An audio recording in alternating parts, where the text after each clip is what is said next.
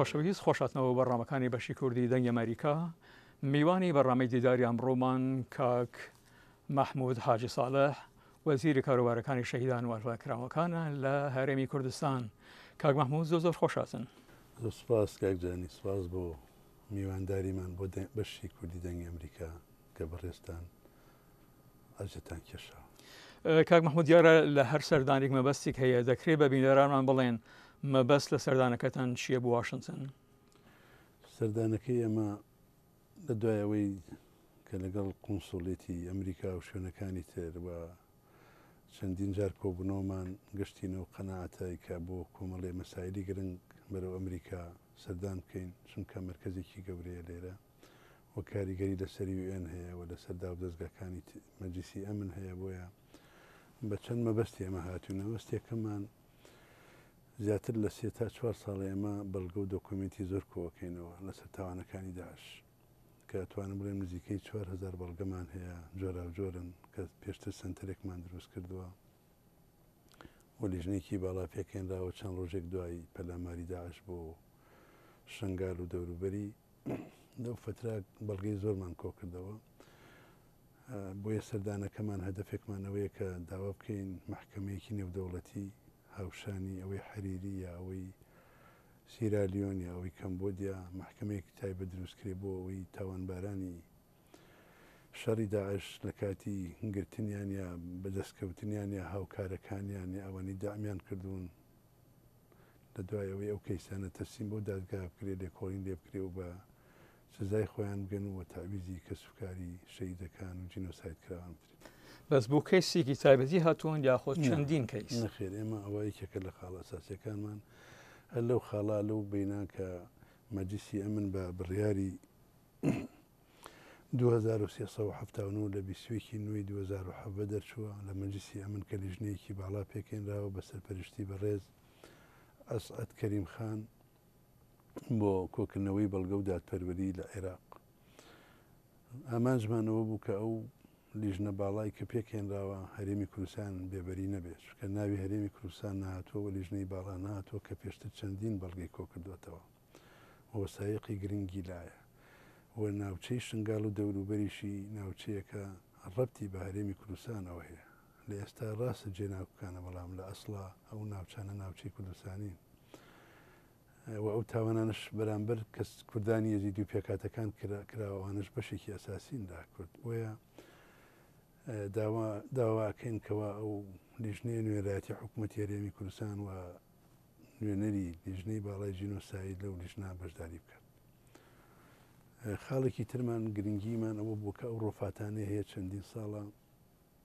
مەعانەتێکی زۆری کەسوکاری ئەنفال کراوان و جینۆساید کراومان لەسەرە کە داوای ڕۆفاتەکانەکەن و داوای ناسینەوەیانەکەن. بۆ هەردوو حاڵەتەکە ئێمە گرفتمان هەیە، گرفتی ئەمنی، گرفتی ئیداری ئەو علاقەی بە بەغا و بە شوێنەکانەوە هەیە و تا ئێستا ئەو گۆڕانە ڕوونین لەکوێن و لەکوێنین. داوا بکەین یا داوامان کردو کە هاوکاریمان بکەن، فشارێ لەسەر عێراق دروستکەن ئەگەر شایەت حاڵەکان ئەو شوێنانە ئەزانن، ئەگەدارمان بکەن، ئەگەر نازانن لە ڕووی ئەجیزەی پێشکەوتووە ئەو شوێنانە دیاری بکرێ بۆی تیمەکانمان بتوانین لە داهاتوە. بەس کاک محمود لیژنەی باڵای ژنۆسایدەوەی لە هەرێمی کوردستان تا ئێستا بە داکیومنت چی کۆ کردوێتەوە؟ ئێمە بەڵگەی زۆرمان کۆ کردێتەوە. بەڵگەی شایەت حاڵەکان کە ڕزگار بوون لە بۆ نمونە لە کۆمەڵکوژی کۆجۆ کە دەیەک بوو لە نزیک شنگا کە 400 کەس زیاتری تا کۆمەڵکوژ کراوە. هەموو ئەو ژن و ئافرەت و مناڵانەی کە گیراون، بەڵام هەندێکیان ڕزگار کراون، هەندێکیشان ڕزگار خۆیان ڕزگار کردو. ئەمانە هەمووی بەڵگەی زۆرمان لەسەر هەیە، ئەوانەی کە بە شێوەی مرۆڤانە سێکسی زۆرە ملیان لەگەڵ کراوە، نیکاحی زۆرە ملیان لەگەڵ کراوە، مناڵیان بووە. زۆر لە مناڵەکان بەکارهێنراون بۆ کاتی شەڕ و کاریان لەسەر کردوون دینی خۆیان لەدەست بدەن و دینی مەبەستە مێزیدەکانە کە ئەوە هەمووی ئەچێتە خانی جینۆسایدەوە. هەموو ئەو بەڵگە وەسایقانە لای ئێمە هەیە، هەم بە شایەت حاڵە هەم بە ئیفادەی ئەو کەسانی کە ڕزگار بوون هەن. کاک محمود توازانی بێژگە لە کێسی یەزیدیەکان چەندین کەسی تر لە هەرێمی کوردستان و لە عێراق هەیە، لەوانە ئیزیەکانە، ئەنفالە، کێشەی کوردە فێلیەکانە، ئەمانە چۆن لێ دەڕوانن؟ کوردە فەیلەکان نزیکەی 20,000 زیاتر لە گەنجەکانیان لە ساڵی 1970 بەدواوە بەناوی ئەوانی کە جنسیان ئێرانیە هەدەفەکەیانەوە بووانە کە کوردن پێویستە لە بەخا کەم بکردنویان نەمێنێن لەلایەکی ترەوانە دەوڵەمەنەکان بوون توجارە گەورەکان بوون فشاریان خستە سەریان کە ئەو توجارانە بە سەواوی بڕۆن و سەرەت و سامانەکانیان داگیرکردن و ڕایان گواستن و بەرەو کۆماری بەرەو ئێران ڕۆشتن ئەمانە ئەتوانم بڵێم قۆناغی یەکەمە کە بە ئاشکرا و بە شێوەیەکی کۆمەڵکوژی جینۆسایی دەستی پێکرد پێشتریش هەبووە لە 60ەکان وانە دووەم مەسەلەی بارزانەکانە لە ساڵ 1970 کە 8,000یان لە قوشتەپەکە لە شارۆچکەیەک بوو لە کۆمەڵگایەک بوو هەمویان گیران و زیندە بەچاڵ کران هەڵە بجە خۆتان نەزانن 5,000 کەس کیمیا باران کرا و نزیکەی 10,000 کەس بریندار بوو هەشت قۆناغی ئەنفال لە ساڵی 1970 مناڵ و پیر و گەنجوانە هەمویان گیران و زیندە بەچاڵ کران ئەمانە هەرێکی کەیسێکیان زایدەن ئەوەی کە زیاتر لە 4500 گوند و شار و شارۆچکە تەخت کراوە هەموو سەرۆت و سامانی خەڵک لەو کاتانە براون دیهاتەکان سووتێنراون باخەکان سووتێنراون کانیاوەکان پڕکراونەتەوە هەمووانە ئەچنە ڕەگەزەکانی جینۆسایدەوە تا ئێستا 6 کەیس لە بەغا لە دادگای تاوانەکان کاری لەسەر کراوە و بڕیاری قەتعی دادگایان وەرگتووە کە فەیلەکانە هەڵەبجەیە بارزانەکانە ئەنفالەکانە لەگەڵ تەختکردنی سەی سادق و قەڵازێ بەڵام تا ئەم کاتەش کە ئێمە قسە ئەەکەین حکوومەتی ئیتیحادی هیچ جۆرە قەرەبوویەکی نەکردوێتەوە هیچ جۆرە هاوکارێکی کە سوکاری شەیدەکان و ئەنفالەکانی نەکردوێتەوە بەڵام پێناسەیەکی کردو بۆم کەیسانە بڵێ مادەی 132 دەستور بە نەساتووە کە لەسەر حکوومەتی ئیتیحادی فەرز کراوە قەرەبووی هەموو زیان لێکەوتوان بکاتەوە ڕعایەتیان بکات قەرەبوو لە بەرامبەرشی ئایا بە ژنوسایت پێناسەی کردووە بڵێ ئەو دادگا قەرایی بۆ دەرچوو لەو 6 کەیسە هەمووی قەراری قەتعی بۆ دەرچوو و کەیسەکانی ترماون ئێمە محامیمان گرتووە کە بەردەوام خەریکن و کەیسانە ئیشی لەسەرەکە کاک مافتوخۆ دەزانیت بنکەی تاوانەکانی نەوتەوەی لە لاهایە لە ئەوروپا ئایاتانەوەی لە ڕێگای کەناڵەکانی نەتەوەی گرتوەکان و ئەم کەیسانە چارەسەر بکەن و یاخود لە ڕێگای لاهایەوە ئێمە زۆر ڕێگەمان تاقی کردەوە یەکەم ڕێگەمان ئەو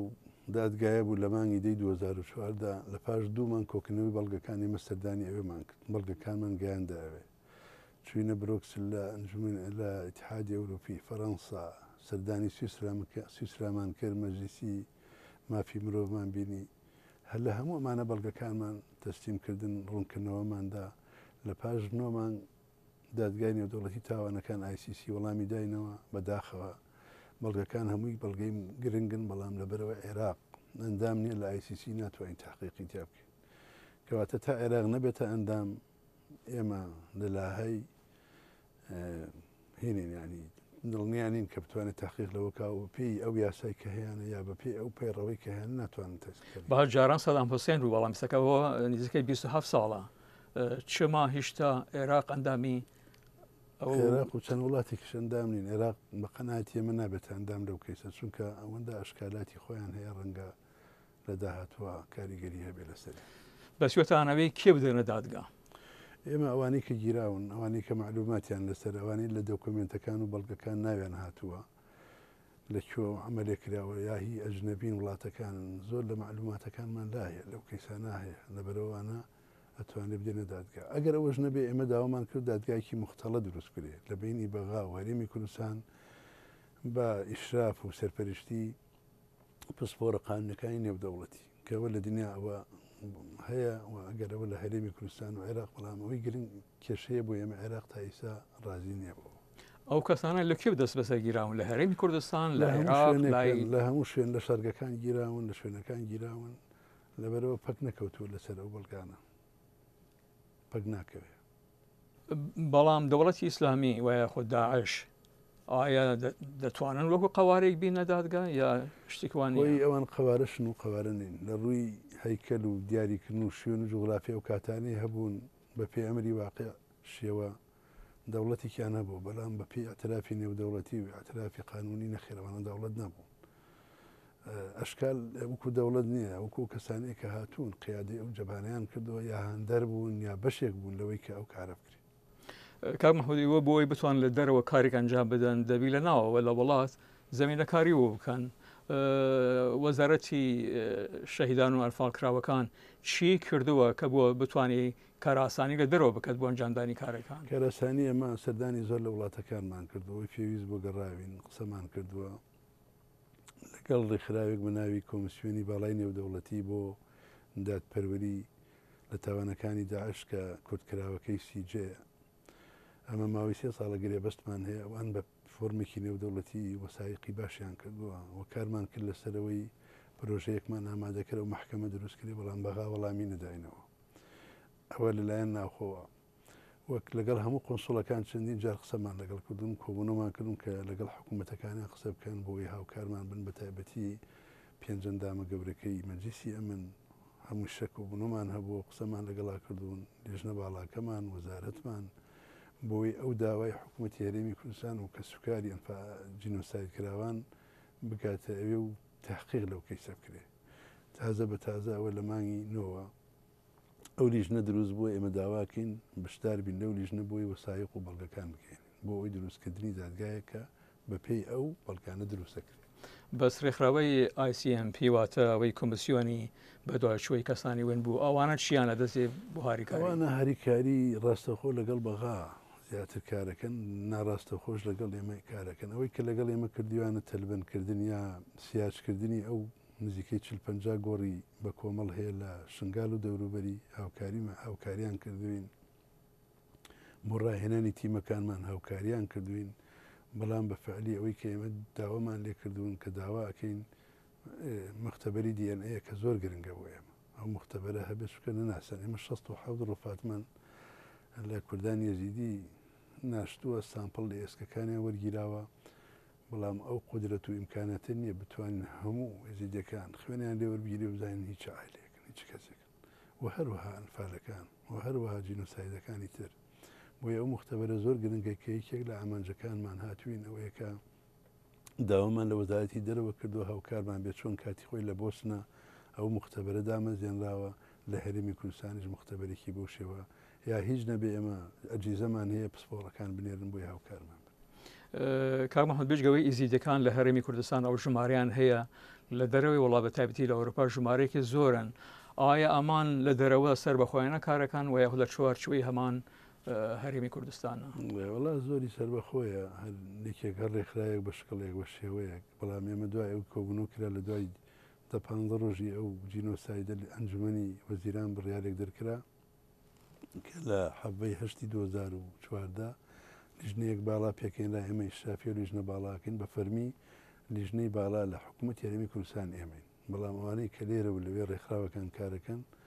ئەوە تەنسیقیان لەگەڵ ئێمە نیە. هۆی چییە کە لە دەرەوە بەبێەوە ئەو کارانەکەن؟ وڵات جارە هۆی یەکەمەوان لە کوردستان نەماون هاتوونەتە دەرەوە ئەو ڕەوابەتە تۆزێت دوورکەوتوتەوە هۆی دووەمیش ڕەنگە بۆ خۆیان وا پیان خۆش بێ خۆیان هیچ لە سەرکاری خۆیان کن وازان ئێمە ناکەن بەڵام بە نوێنەرایەتی لە ئیزیدەکان ئەو کارەکەن ئێمە نوێنەرایەتی وەزیدەکانیشمان لەگەڵ لیژنە باڵاکە بەڵام ئەمان جورە باوەڕنەبوونیان لا دروست بووە سەبارەت بە حکوومەتی هەرێمی کوردستان بۆ پێی کە لە شنگاڵ ئەو کارە سەرتە ڕوویدا ئەوە مۆزوعی عسکەریە علاقەی بە مۆزوع سیاسی و قانونیەکانەوە نییە تۆ شەڕێک ئەی بیتەوە یا ئەیدۆڕێنی جایە لەگەڵەوەی کەیسێک کەوتۆکاری لەسەرەکەی بۆ ناساندنی ڕەنگە دڵگەرانیان هەبێ نیگەرانیان هەبێ بەڵام لە ڕووی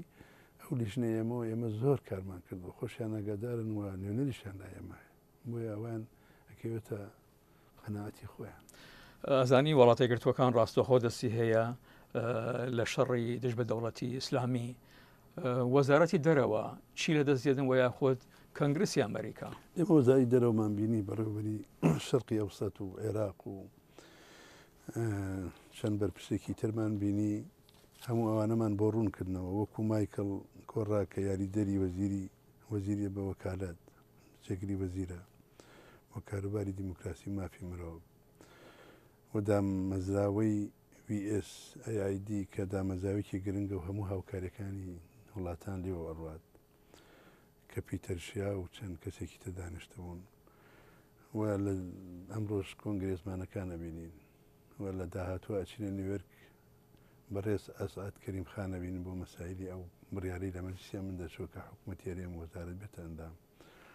هەموو کۆبنانی کردومانەوە داهاتوش دڵنیام کەوان بەڵێنی باشیان داوە بێمەوە پیان ڕاگەیان کە قۆنسوڵی ئەمریکا ڕاگەین کە بێن تەنسیق لەگەڵ وەزارەتی کاروباری شەیدان بکەن بۆ ئەو کارانی کە داوا کراوە کاری لەسەرکەن بۆ ئەوەی پێشکەوتن بەخۆی ببینێ بەڵام بەڵێن تاو کاتێک گەرنگە کە ئەنجام بدرێن جێبەجێ بکرێن ئێمە داواکاریمان لەسرە پێشنیازەکان نەگەێنین بەڵام دەسەڵات لایەوان باڵوسخانەی ئەمریکا و یاخۆ سەفارەتی ئەمریکا لە عێراق و هەروەها وڵاتە ئەوروپایەکان تا چەند هاوکارن لەگەڵتانە لەمڕۆوە ئێمە لەگەڵ هەمویان دانیشتوین جاجاش دانیشتوین سەردانیشیان کردوین هەموو ئەو حکایەتانەمان بۆ باس کردوون بۆ سایقەوە بۆ بەڵگەوە هەمیشە ئەڵێن بە کارەکەین هاوکارتانە بین بەڵام بە فعلی ئەو محکەمە تا ئێستا ئەوریش نەدەچوە کە ئێمە هاتوین ئەوە بێ هاوکارێکی ئەو ڕاستەخۆی وانەکراوە ڕاستە بۆ ئاوارەکانوانە و بەشێکی ترەکە هاوکاریەکرێ بەڵامی وێنیش سستی هەبوو لەو کارانە بەزواتەمە گازندەیە چ بەرامبەری باڵوێزخانەکان و تایبەتی ئەمریکا و یاخود نەتەوەی گرتوەکان ئەوەی ئێمە داواکاریمان کردو بەڵام ئەوان کەنایانە پێشەوە دیارەوە پەیوەندی بەخۆیانەوە هەیە بەڵام زۆر جار کەناڵی فشار هەیە بۆ دروستکردن سەر ئەم وڵاتانە بۆ نایەن دەبی هۆیەک هەبێ وڵی من بۆ خۆم قەنەعاتمەیە هۆی سیاسی و مووقعی عێراق و سیادی عێراق و هەرێمی کوردستان ئەوانە کۆمەڵی ئەسبابن کە ناتوان ڕاستە خۆ ڕەنگە و کارانە کاکمانتاشن حەزم کرد زۆربەی پرسیارەکانم سەبارەت بە سەردانەکەتان بی بەڵام سەبارەت بە هەرێمی کوردستان چین ئەو ئاستانگانەی لە بەردەم وەزارەتەکەدان بۆ دابیکردنی پێداویستەکان بۆ خانەوادەی بۆ خانەوادە و کەسوکاری گیان بەخشوەکان بەڕێستان ئاگادارن لە 4 ساڵی ڕابردوو ئێمان کە بەشداریمان لە کابینی هەشت کرد دەڕۆژ بوو شەڕی داعش دەستی پێکرده بوو ئێمە لە 1960 2004 لە دەستمان پێکرد پێش دەڕۆژ شەڕ دەستی پێکرد لەگەڵ دەستپێکردنی شەڕ دیارە بۆ خۆ قایمکردن و پاراستنی هەیمەنەی حکوومەت و هەرێمی کوردستان ئەولەویە درا بە قایمکردنی سەنگەرەکان هێزی پێشمەرگا و کاتە پێویستی بە هاوکاری زۆر بوو هێشتا هاوپەیمانی نەهاتوونە سەرخەت و هاوکاری تەواوکردن بۆیە زۆربەی بودجەی حکوومەت کە هەبوو تەرخان کرابوو بۆ ئەوە لەولاش بەغا بودجەی هەرێمی کوردستانی بڕی سیاری نەوت بە تەواوەتی دابەزی و ئاوارەیەکی زۆر ڕووی کردە هەرێمی کوردستان لە ملیۆن زیاتر 1,500,000 ئەمانە هەمووی کاریگەری لەسەر وەزعی ئابووری هەبوو بە تاکید کاریگەری لەسەر وەزارەتەکەی ئێمەشە بوو بەڵام خۆشبەختانە ئێمە بەجوودی هەموو برادران لە وەزارەت و بە سپاسەوە سەرۆک و جێگری سەرۆکی حکوومەتی شاوکاری باشمان بوون کە بۆ نەمان هێشتا ئەو هینە پێوە دیار بێ مەسەلەن من حە لە کاتی خۆیان ڕەنگە لەدرابێ بەڵام کەم نەکرایەوە مەسلەی خوێندنی کوڕ و کچی شەیدان کە هەمووی مەسرف و خەرجی لەسەر ئێمەیە نەمان هێشت پەکی خوێندن بکەوێ نەخۆشەکان کە پێویستی بە نەشتەرگەری و چارەسەر هەبوو نەمان هێشت پەکی بکەوێ زەوی و ئەوانەی کە پێویست بوو ئەوەی پێویست بوو ئیجاعاتی بۆ کرا و بڕیاری بۆ دەچوو هەندێکی دابشکرا و هەندێکی ماوە لە هەموو ئەو مەجارانە وەزارەت سەرڕای ئەو نەداریە بەڵام کاری خۆی کردو بەڵام هێشتا زۆری ماوە ومێ دەکەین لە داهاتوە هەلومەرجی دارایی حکوومەت و داهاتوی عێراق بەرەو ئاشتی و ئەوە بچێکە سەقامگیری بگەڕێتەوە بەس ئایا گرفتی سەختەکاریە هەیە کە لە جیاتیەوەی